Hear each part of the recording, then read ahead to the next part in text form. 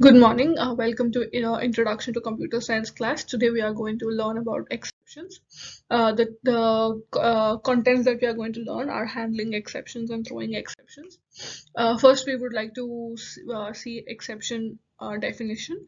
An exception is an unexpected incident that stops the normal execution of a program.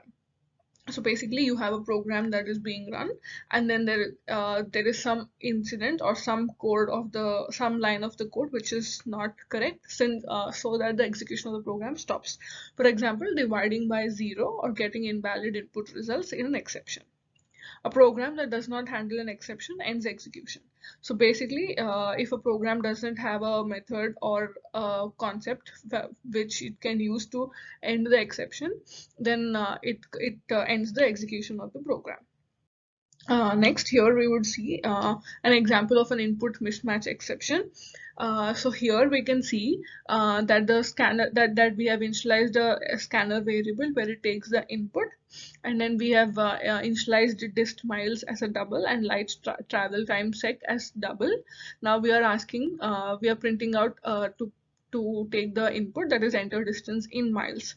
Now when dist miles is equals to, we are taking dist miles as a double variable, but if the user enters the output as in the input as TWE and TY, that is 20, there will be an input mismatch exception that occurs, because TWE and TY is a character variable, not a double variable.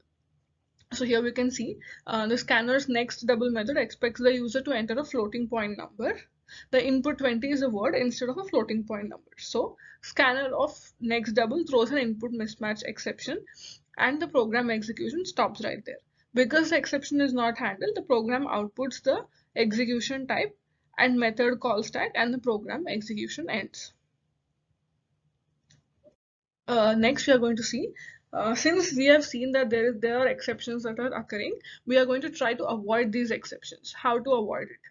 How to avoid the end of the execution? To avoid having a program end when an exception occurs, a program can use try and catch blocks to handle the exception during program execution.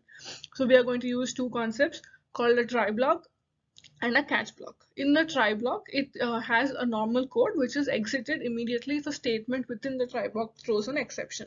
So the try block is a basic code in which if there is a line of code or a statement that throws the exception, it comes out of the try block and goes into the catch block. A catch block catches an exception thrown in a preceding try block. If the thrown exceptions type matches the catch block's parameter type, the code within the catch blocks executes. A catch block is called an exception handler. So basically, in the try method, we have a normal code in which a statement might throw an exception, and the catch block acts as an exception handler. Moving on, here we can see the usage of the try and a catch block. It is the same as the previous program that we have seen, where there is an exception occurred. Here we are trying to catch that exception to solve the problem. So here we can see there's a try block where it is taking the input as input of dist miles as a floating point value. Here we can see that in the catch block, it says must enter a number.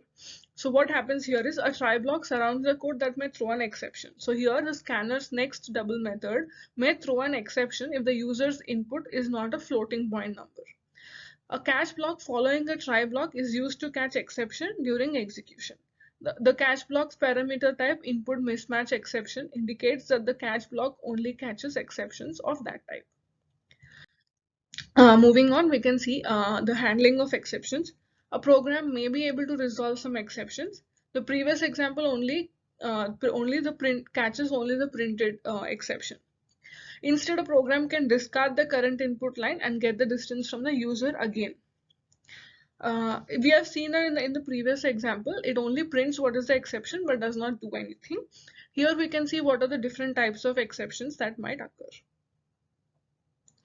We can see that EOF exception, that's an end of file or an end of stream exception. Input mismatch that we have seen previously.